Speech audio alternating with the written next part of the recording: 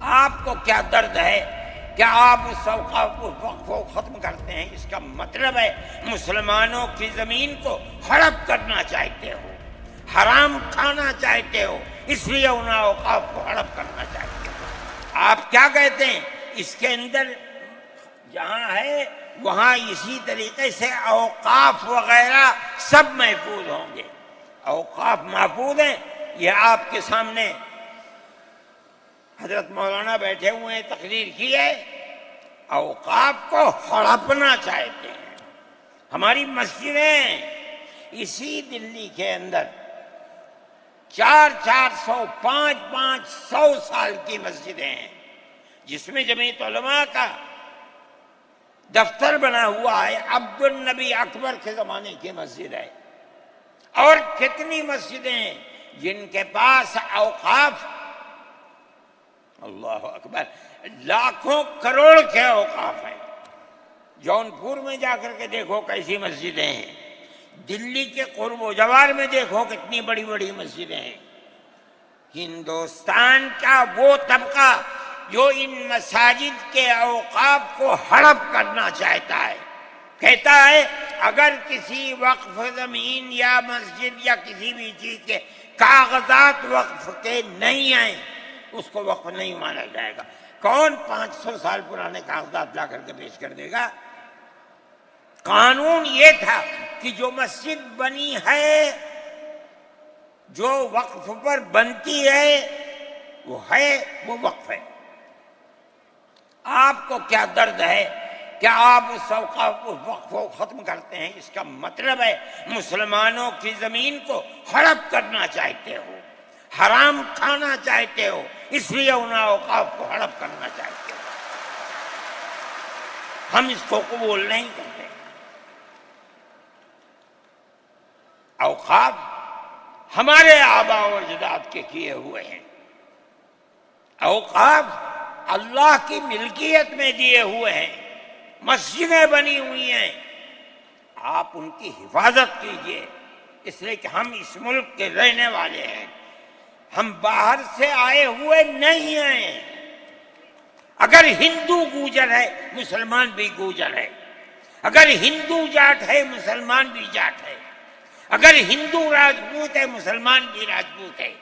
جاؤ دیکھو کشمیر کے اندر، اگر ہندو برہمن ہے مسلمان بھی برہمن ہے۔ ہم اسی ملک کے رہنے والے ہیں۔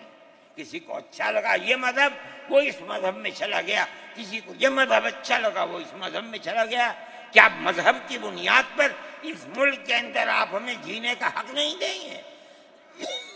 ہم اپنے جینے کا حق کو لیں گے۔ آپ نے جس سیاست کو اختیار کیا، آپ 2 الیکشن پہلے دیکھیے کس قوت کے ساتھ بی جے پی آئی تھی۔ آپ نے جس پالیسی کو اختیار کیا، سیکولرزم کو آگ لگانی چاہیے، اس کا نتیجہ اس الیکشن میں کیا ہوا؟ بی جے پی ہار گئی۔ میں کہتا ہوں کہ اگر چندرا بابو نائیڈو کی بیساکھی نہ ہوتی اور ادھر نتیش کمار کی بیساکھی نہ ہوتی تو بی جے پی گورنمنٹ نہیں بنا سکتی تھی۔ کیوں ہوا؟ وہ جو 14 سال پہلے اتنی قوت کے ساتھ آئی تھی کہ لگتا تھا کسی دوسری جماعت کا چراغ ہی نہیں جل رہا ہے، وہ چراغ آج بجھ کیسے گیا؟ اس پالیسی کی وجہ سے۔ ملک کی پالیسی اگر بھائی بھائی کی ہوگی ملک زندہ رہے گا۔ ایک باپ کی اولاد 5 4 3 اگر پیار و محبت کے ساتھ رہیں گے وہ گھر آباد رہے گا، اگر دشمنی ہوگی سب برباد ہو جائیں گے۔ ہماری یہ پالیسی ہے کہ ہندو مسلمان سکھ عیسائی سب ایک دوسرے کے ساتھ بھائی بھائی ہیں۔ آپ اس پالیسی کو کیوں مخالفت کرتے ہیں؟ ہم اسی طرح چلتے ہیں۔ جمعیت علماء ہند کا یہی کردار ہے، جمعیت علماء ہند آج بھی یہی کرتی ہے۔ میں نے ابھی چند مہینے ہوئے میوات کے اندر لوگ لٹ گئے، پس گئے، ان کو جمع کیا، ہم نے ان سب کو 1-1 لاکھ یا 2-2 لاکھ روپے دیے جا کر کے، مسلمان بھی تھے ہندو بھی تھے، ہم نے ان کو دیا، وہ خوش ہو گئے۔ ہم ہر سال تقریباً 1.5 کروڑ روپے دیتے ہیں بچوں کو جو پڑھنے والے ہوتے ہیں، جو غریب ہوتے ہیں، اونچی تعلیم کے لیے۔ اب آپ دیکھیے، جو فرقہ پرست، اور میں کہتا ہوں ببانگ دوہل کہتا ہوں کہ آسام کے چیف منسٹر کا کردار بدبودار کردار ہے، خراب کردار ہے، مسلمان کو دفن کرنے کا کردار ہے۔